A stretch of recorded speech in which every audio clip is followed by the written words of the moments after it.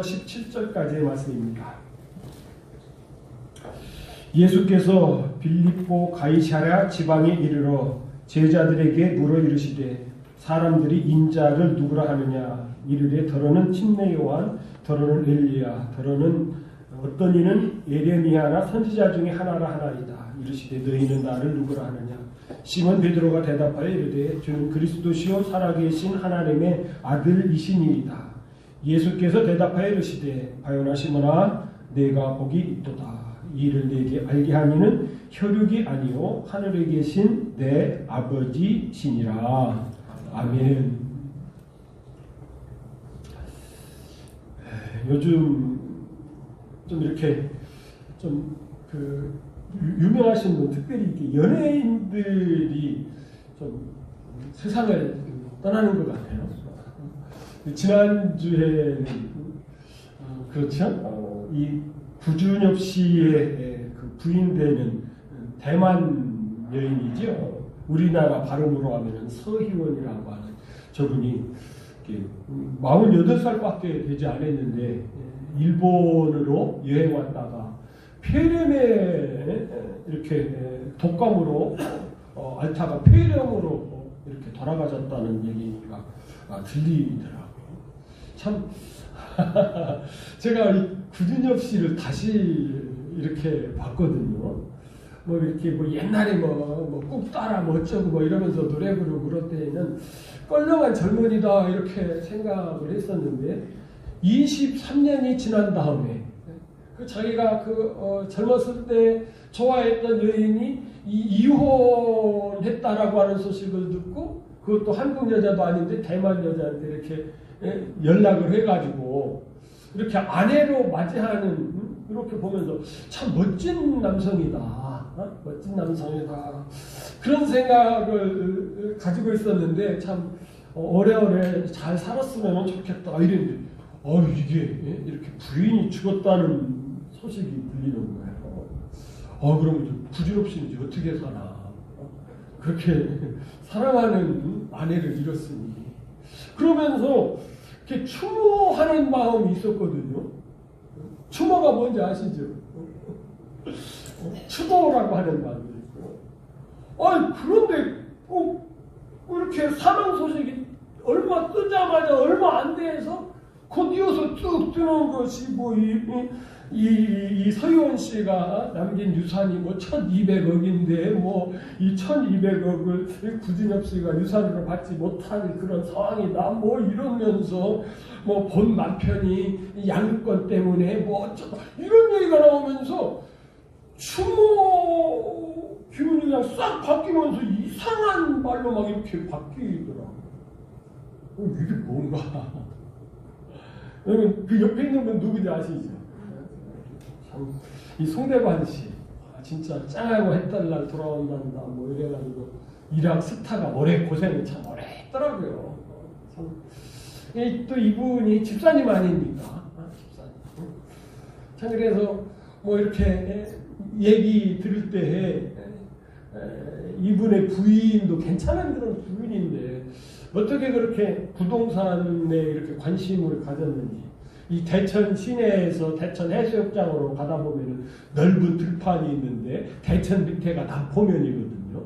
그 남포뜰 이렇게 바다를 막아가지고 뜨는데 그 남포뜰 쫙 끝에다가 아파트를 막 쫙 세우다가 완성을 못 시키고 뼈대만 세워놓고 지금 30년도 넘게 있는 게 있어요.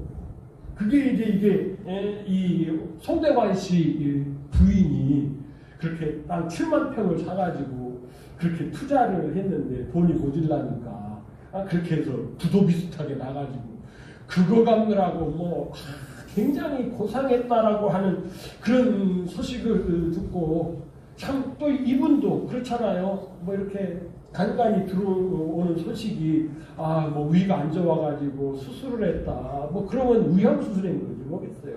그럼 저는 그러는데 그래도 괜찮은 줄 알았는데 갑자기 돌아가셨다네요. 다음 달에 가요 무대도 출연하도록 그렇게 약속이 되어 있는데 죽었다 그래가지고 또 이 양반에 대해서도 그래도 좀 그런데 하고 추모하는 이런 마음이 있고 뭐 태진아 씨가 막 엉엉 울고 뭐 어떻다고 그러다 금방 또 있다 보니까 이 송대관 씨 유산을 뭐 태진아 아들이 받는다느니 뭐 이러면서 또 추모교육이 싹 없어지고 이상한 데로 가가지고 뭐 누가 유산을 받느니 뭐 미국에서 아들이 뭐 왔느니 안 왔느니 이혼도 안 했는데 뭡니까 그 유언장에는 뭐 자식이나 부인한테는 뭐 재산 준다는 얘기가 하나도 없는다는 그런 식으로 확 바뀌어버리는 거예요. 이게 뭔가? 이게 가만 생각해 보니까요, 많은 경우들이 이런 게 많아요.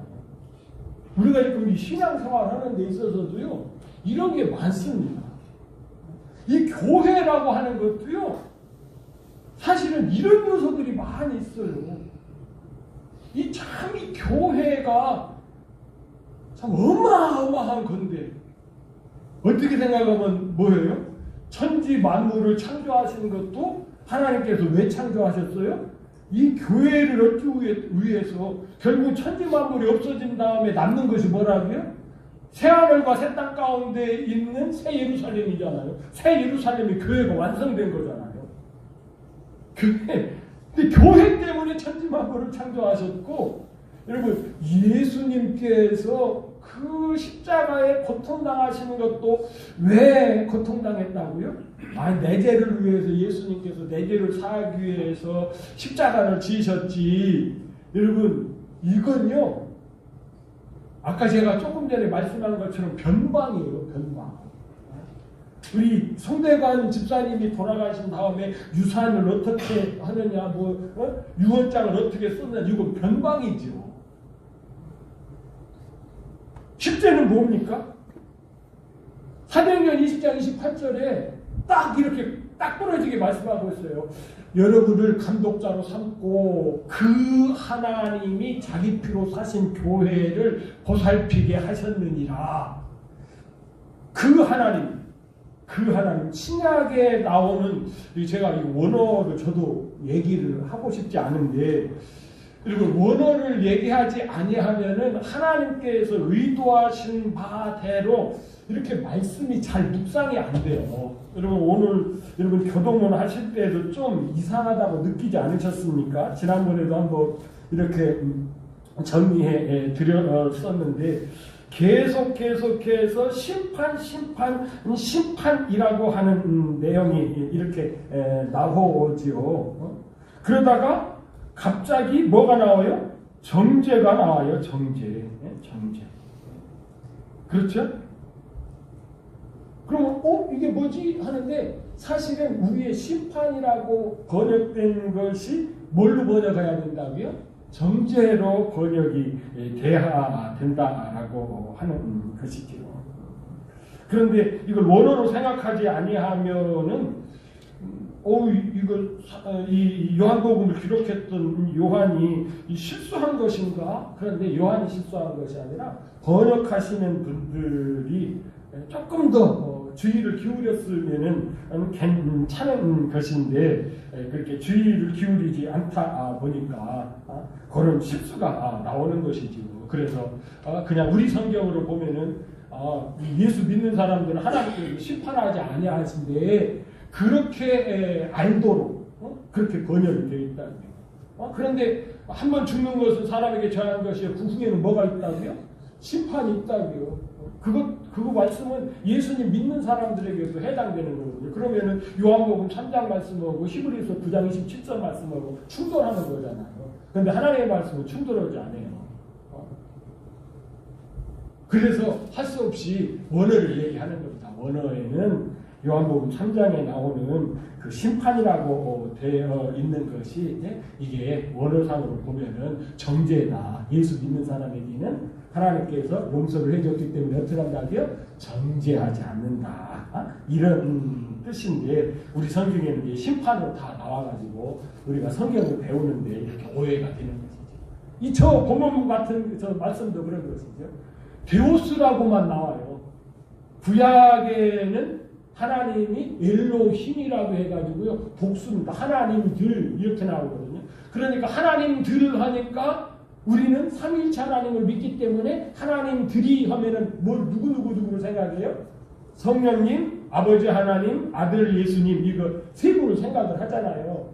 그런데 신약에서는 그 헬라어에는 하나님을 데우스 해가지고요 구약처럼 복수로 표현되게 있는 것이 아니라 단수로 표현되게 돼 있어요. 그래서 앞에는 이 하나님이 어떤 하나님인지를 밝히기 위해서 관사를 붙여놨는데 우리 성경에는 그 관사를 빼놓고 하나님이 자기 피로 사신 교회 그러면은 아버지 하나님이 피를 흘리셨나? 이렇게 생각할 수가 있단 말이에요. 그런데 원어에는 그자가 붙어있다. 그 하나님인데 피 흘리신 하나님. 그 하나님인데 피 흘리신 하나님은 누구예요? 예수님이시죠. 이렇게 오해하지 않도록. 예수님이 피를 흘린 것은 무엇을 샀다고요? 교회를 사신 것이다. 교회를 얻기 위해서 예수님께서 피를 흘리셨다라고 하는 것이 예수님께서 십자가에서 피 흘리신 핵심이라고 하는 것입니다. 이 핵심으로 교회를 보야 되는데 우리는 어떻게 해야 돼요? 이 교회의 핵심을 놓치고 다른 것을 자꾸 이렇게 본다는 거예요. 그래가지고 우리가 많이 그렇게 오해하잖아요. 우리도 이렇게 서점에 가서 보면은 나도 좀 예수님 믿는데 예수님 잘 믿어야지. 그래서 좀 이렇게 책도 좀 교회학계 기독교 책도 좀 읽어야지하고 기독교 서점에 갔더니 감자탕 교회에 있어요. 감자탕 교회. 그럼 그 책 읽어보면 뭐예요? 그 교회는 뭐예요? 막 열심히 감자탕 끓여가지고 대접하는 교회라는 얘기. 또 어떤 젊은 목사님이 목회하는 교회는 게임방 교회, 게임방. 개척을 해놨는데 사람들은 안 오고 그래서 어떡하나. 그래서 그러니까 본인이 이제 하나님께서 아이디어를 주셨다는 것이죠. 그래서 교회에다가 게임방 기계를 갖다 놨더니 젊은 청소년들이 와가지고 열심히 게임을 하더라. 그래서 게임방 교회. 뭐 이런 식으로. 그러면 교회긴 교회인데, 물론 그걸 통해서 이제 복음을 전할 수 있는 접촉점을 갖는 것은 굉장히 중요하지만은, 여러분, 게임방 교회면은 조금 곤란하지 않습니까? 감자탕 교회면은 조금 곤란하지 않습니까? 왜? 핵심이 그것이 아니기 때문에. 그런데 우리가 교회를 핵심을 잃으니까 그런 요소들이 생기더라. 사탄이 자꾸 그렇게 역사를 하는 것이죠. 누가 죽었다라고 할 때 하나님께서 그 죽음을 통해서 우리들에게 주시는 건 뭐겠습니까? 그분을 이렇게 추모하면서 48살밖에 안 되는 그래도 꽤 건강하던 사람이 그리고 또 일본 여행을 정도로면 건강 괜찮았던 사람 아닙니까? 근데 독감 걸려서 그렇게 죽네. 나도 그럴 수가 있지. 그러면은 그냥 나는 죽으면 되는가? 아니지. 죽기 전에 하나님께서 내 인생에게 뭐를 맡기는 것이 있는 것 아니야? 그러면서 말씀으로 돌아가고 이러기 위해서 두고를 우리에게 하나님께서 띄우시는데 우리는 그 의도는 금방 상실하고 뭐 한다고요? 아이고 유산 누구한테 넘어갔는데 이런 데만 관심을 갖게 한다. 물론 그것도 우리의 가짓거리로 그렇죠? 좀 흥미를 이끌긴 하지만은 진짜는 무엇입니까? 죽음을 통해서 하나님께서 우리에게 주시는 말씀 이런 것들을 놓쳐서는 안 된다라고 하는 것이죠. 그래서 이 교회를 저희들이 한번 다시 오늘 생각해 보려고 하는데요. 오늘 말씀의 제목이 뭐예요? 고백이 아니라 계시다 이런 제목입니다. 고백이 아니다. 여러분 교회라고 하면은 참 그렇습니다. 여러분 마지막을 좀 보여주시기 바랍니다. 저도 학교 다닐 때 그리고 이 교회라고 하는 것에 대한 개념 그 마지막 거 보여주시면 돼요. 그 기사가 아니라 사전이죠. 뭐 작아서 잘 안 보이는데 맨 마지막에 보면은 그렇죠. 이 반석 위에 교회를 세우신다고 할 때 반석은 베드로의 신앙 고백을 가리키는 것으로 예수님을 주로 고백하는 신앙 고백 위에 교회를 세우는 것을 말씀하시는 것이다. 저도 신학교에서 그렇게 배웠고 그렇기 때문에 저것이기 때문에 어떻게 되는 거예요? 지금 카톨릭에서는 어떻습니까? 저 반석이 누구라는 거예요? 베드로고 베드로에게 이렇게 반석이 되게 하셨기 때문에 베드로가 일대 교황이다 이렇게 나가는 건 아닙니까? 그런데 이제 우리는 베드로 자체가 반석이 아니고 베드로가 한 신앙 고백이 반석이다 그러는데 실제는 그게 아니라는 거죠. 베드로의 고백이 아니라는 거죠. 베드로가 고백을 했으나 베드로의 고백이 아니라 뭐라고요? 하나님의 계시라고 하는 거죠. 오늘 이 부분을 살피면서 여러분 베드로처럼 하나님의 교회를 정확하게 하나님의 계시를 따라서 고백을 했다가 바로 얼마도 안 돼서 그것을 뒤집어 엎어서 예수님으로 하여금 뭐라고 한다고요? 사탄아 물러가라 너는 나를 넘어지게 하는 자다. 주님의 이름 꾸준함을 듣는다. 바로 우리가 그럴 수가 있기 때문에 진짜 성경에서 말씀하시는 이 교회의 개념을 좀 정확히 좀 알았으면 해서 다시 한번 마태복음 16장을 앞으로 한 2주쯤 더 이렇게 살펴보려고 합니다. 오늘 좀 서론적으로 13절을 보시겠습니다. 예수께서 빌립보 가이사랴 지방에 이르러 제자들에게 물어 이르시되 사람들이 인자를 누구라 하느냐. 여러분 이것을 조금 보면 여기도 다 관사가 있어요. 그 사람들이 인자를 누구라 하느냐. 인자는 무엇이지? 우리의 단어로 한다라고 하면은 사람의 아들이라고 하는 뜻입니다. 그런데 여기서는 인자가 누구죠? 하나님이신데 사람으로 오신 분.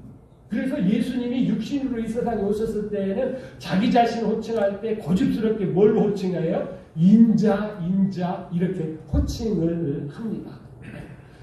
여러분 인자, 사람이 아들이 돼야 뭐를 흘릴 수가 있어요? 하나님의 아들로 계시면은 영이기 때문에 피가 있어요, 없어요? 없으니까 피를 흘릴 수가 없어요. 피 흘림이 없이는 죄사함이 없기 때문에 우리가 어떻게 해요? 죄사함을 받을 수가 없기 때문에 하나님이신 예수님이 사람 인자로 오셨다라고 하는 그것을 강조하는 것이 바로 이 13절입니다. 그런데 그리고 그 다음 말씀 보시면은 사람들이 뭐라고 대답을 해요? 12제자들이 사람들이 이렇게 예수님에 대해서 얘기하는 것을 이제 얘기하는 것이죠. 침례 요한, 더러는 엘리야, 더러는 어떤 이는 에레미야, 또 그 선지자들 중에 하나이다. 그러니까 한마디로 얘기하면은 예수님이 누구다? 선지자라고 하는 것이죠. 선지자. 왜 그렇죠? 예수님이 선지자로 사셨어요. 선지자는 어떤 분이죠? 하나님의 속마음을 이렇게 보이시는 사람이죠. 그래서 예수님이 이 세상에 오셔서 30세가 될 때까지는 어떻게 했어요? 민수기 4장에 있는 말씀처럼 공적으로 하나님의 일을 감당을 하려면 몇 세가 된다고요? 만 30세가 돼야 일을 할 수 있기 때문에 30세까지는 사람의 아들로 오셔서 아무 일도 하지 않으셨어요. 사실은 보통 사람으로서 사셨어요. 그래서 어떤 사람들은 답답해가지고 인도에 가서 석가모니 밑에서 배웠다. 이런 얘기도 아니고 성경을 전혀 모르는 사람이고 그냥 인간으로서 그렇게 사셨어요.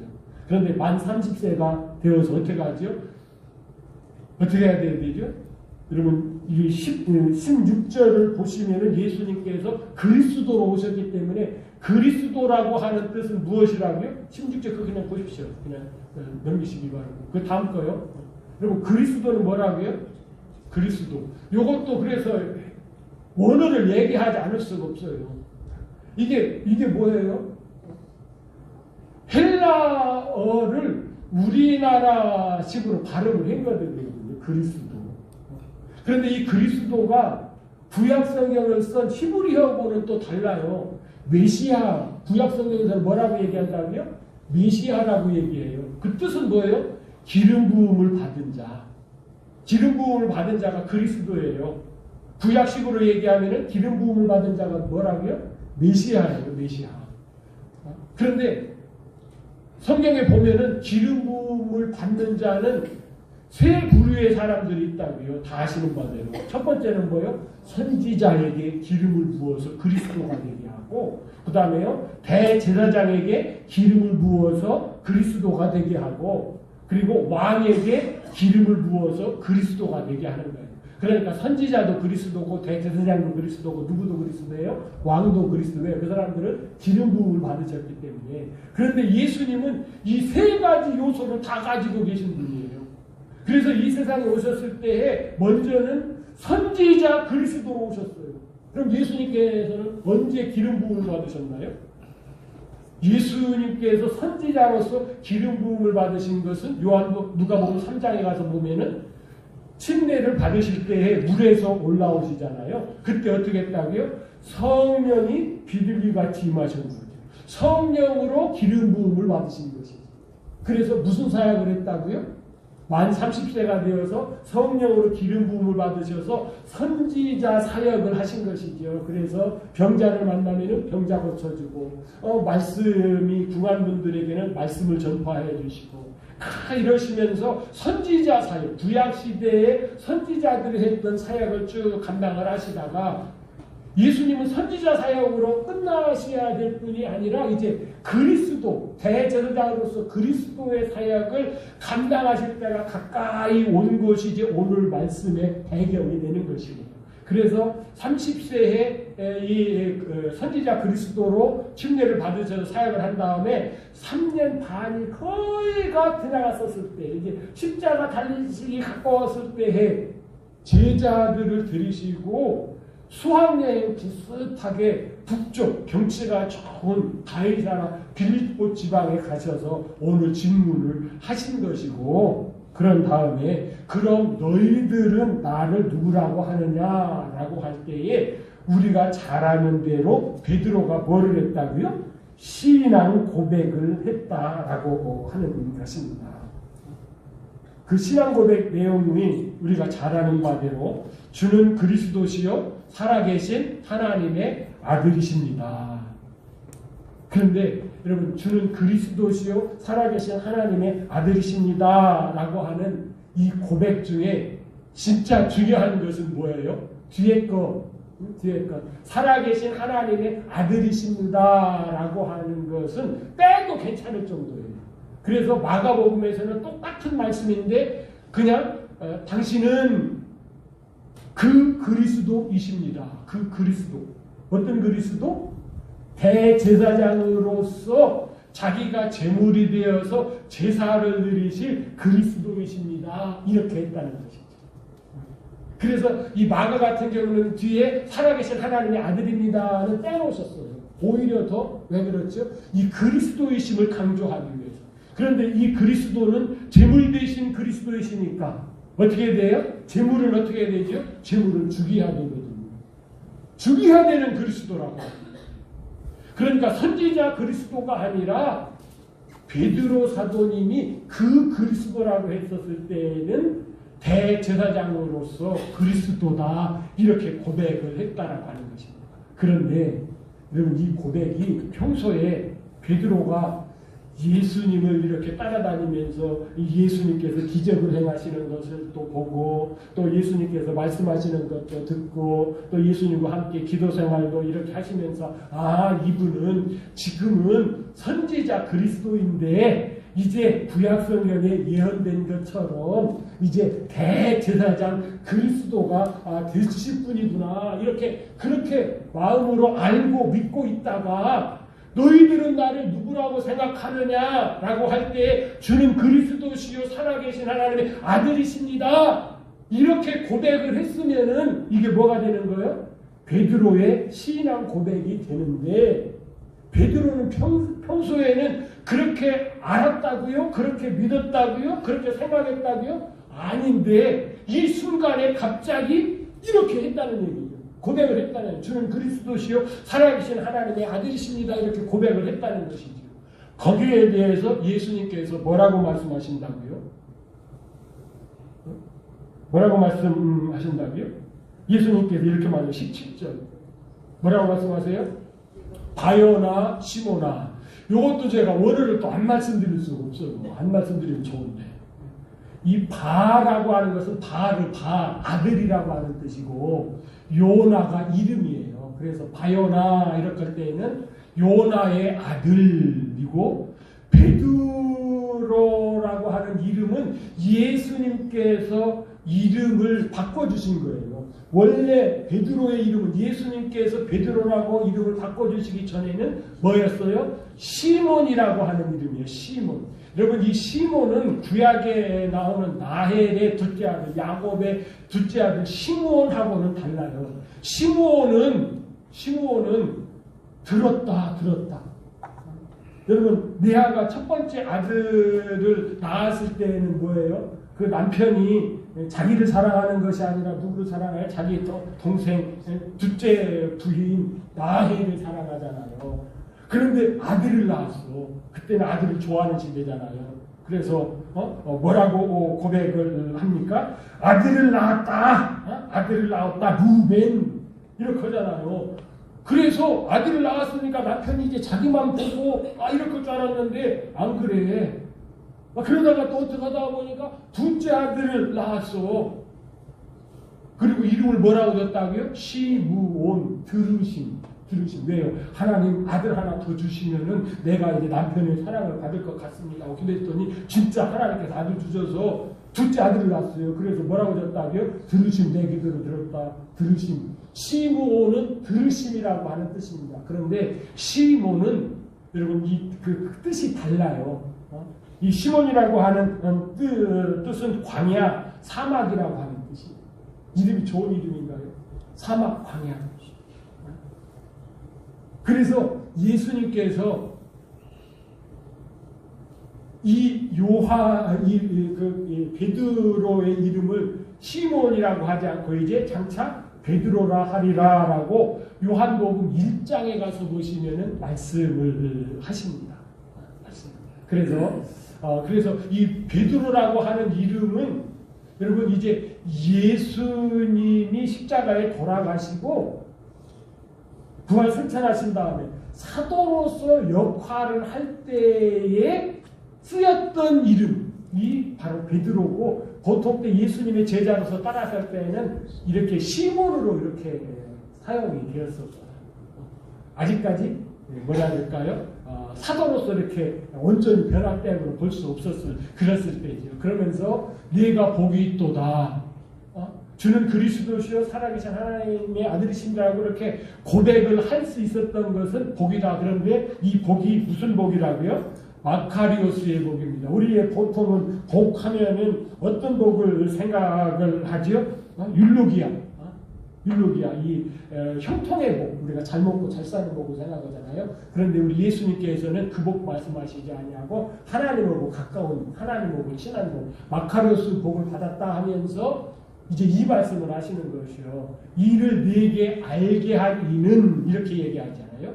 그런데 여기서 알게 한 이 할 때에 이 알게 했다라고 하는 요것도 이제 원어에 가서 보시면은 계시하셨다라고 하는 뜻입니다. 계시. 여러분 알게 했는데 어떻게 알게 하셨다고요? 보여주어서 알게 했다라고 합니다. 이 성경은 참 단어가 중요한 의미가 있어요. 여러분 그 요한 계시록 할 때 이 계시, 그런데 여러분 다니엘서 같은 경우는 뭐라고 얘기하죠? 묵시록이라고 얘기하잖아요.